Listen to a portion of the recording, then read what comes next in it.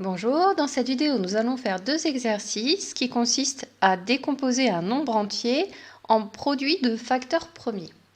Alors, produit de facteurs, ça veut dire produit c'est le résultat d'une multiplication, facteurs ce sont les nombres que l'on multiplie entre eux.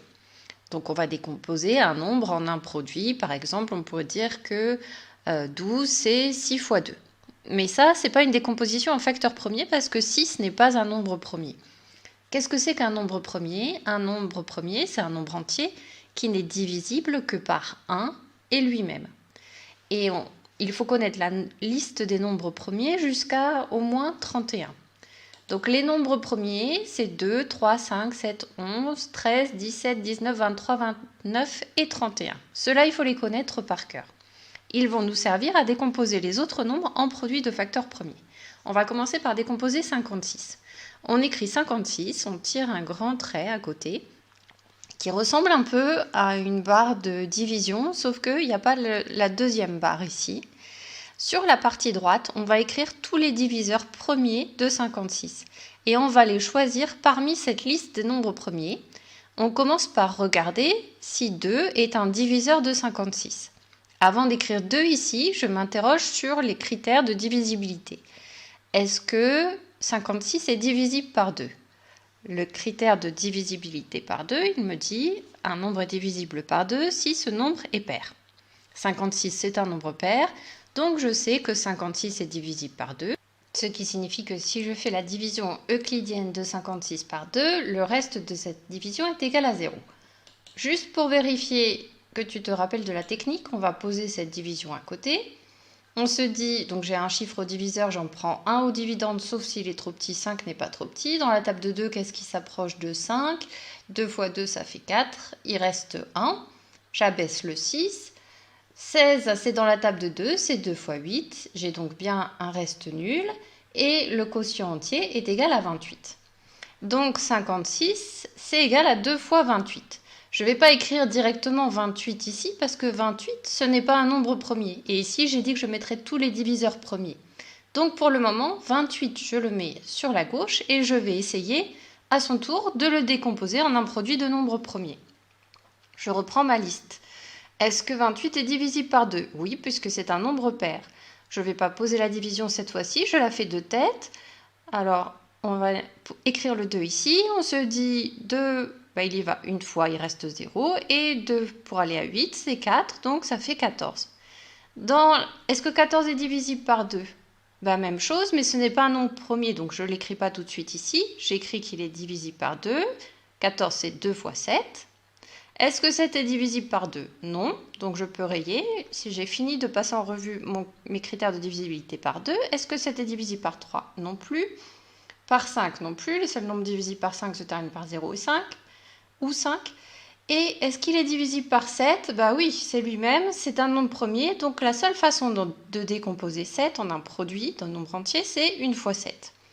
Donc ici, je vais écrire 7, c'est un nombre premier, donc je vais arrêter ici ma liste, je ne peux plus décomposer 7 en autre chose qu'au produit de 7 par 1.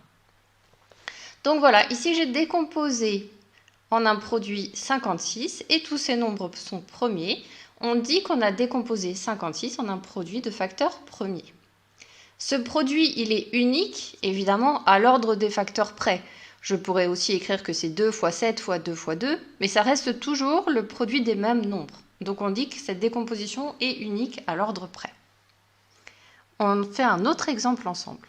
On va décomposer 3720 en un produit de nombres premiers. Je connais par cœur la liste des nombres premiers jusqu'à 31. C'est vraiment indispensable, donc vraiment on fait un effort, on la retient. 3720, j'écris ma barre et j'essaye de diviser par 2. Pourquoi par 2? Parce que c'est un nombre pair et que 2 est le premier nombre premier de ma liste. Donc je vais écrire 3720 en un produit de 2 par un autre nombre entier. Je pose la division à nouveau. Cette fois-ci, je n'écris plus les soustractions. Donc 3, dans la table de 2, qu'est-ce qui s'approche de 3? C'est 2 fois 1. 2 fois 1, ça fait 2. Il reste 1. J'abaisse le 7. Dans la table de 2, qu'est-ce qui s'approche de 17? 2 fois 8, ça fait 16. Il reste 1. J'abaisse le 1 dans la table de 2. 6 fois 2, ça fait 12. Il reste 0. J'abaisse le 0. Et dans la table de 2, c'est 0 fois 2 qui fait 0, et donc ça fait 0 comme reste. C'est bien divisible par 2, on le savait puisque c'est un entier pair. Et maintenant, le quotient entier, le voilà, c'est 1860. Je peux l'écrire ici. Et à nouveau, j'essaie de décomposer 1860. Alors je regarde mon premier nombre premier, c'est 2. Il est à nouveau divisible par 2 puisqu'il est pair. Je vais à nouveau poser la division pour que vraiment on soit sûr. J'ai un chiffre diviseur, normalement j'en prends un au dividende, mais un c'est trop petit, donc j'en prends 2.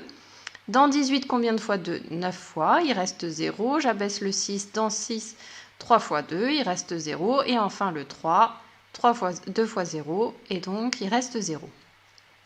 1860, c'est 2 fois 930. Et je continue, 930 est toujours pair, donc divisible par 2. On ne pose pas la division, cette fois-ci, tu peux le faire, ça fait 465. Et là, je n'ai plus un nombre pair, donc je vais passer au nombre premier suivant. Est-ce que 465 est divisible par 3?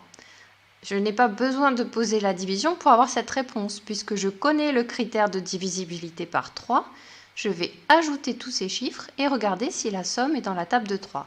6 et 4, 10, et 5, 15. Oui, ce nombre est divisible par 3, puisque la somme de ces chiffres est divisible par 3.